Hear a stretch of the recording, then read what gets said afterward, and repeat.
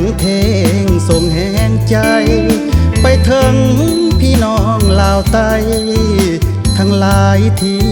ประสบภัยสวรรค์เข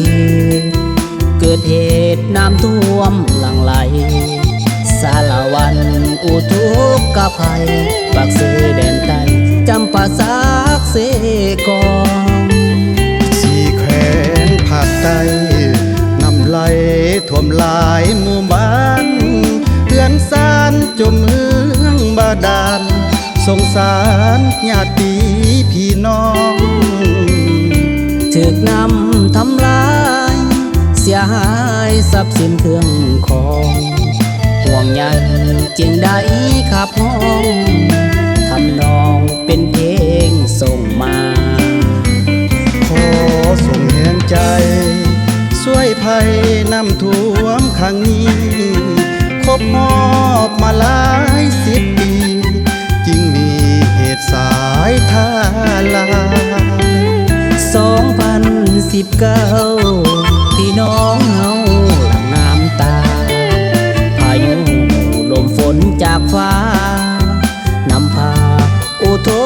กภัยเป็นห่วงหลายแท้พ่อแม่ที่อยู่ทางบ้านป่านนี้คงทรมานโดนนานที่จากดวงใจทุกวันคำเศร้า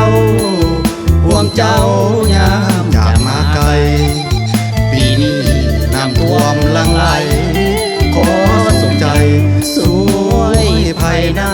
ำท่วม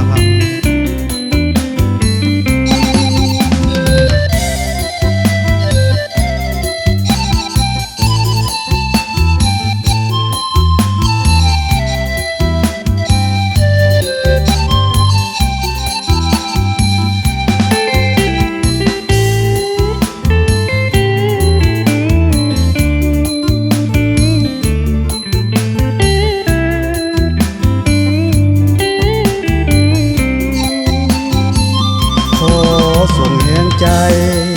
ช่วยภัยน้ำท่วมครั้งนี้ครบหอบมาหลายสิบปีจึงมีเหตุสายท่าลา2019พี่น้องเฮาหลั่งน้ำตาพายุลมฝนจากฟ้านำพาอุทกภัยเป็นห่วงหลายแท้พ่อแม่ที่อยู่ทางบ้านป่านนี้คงทรมานโดนนานที่จากดวงใจทุกวันคำเศร้าห่วงเจ้า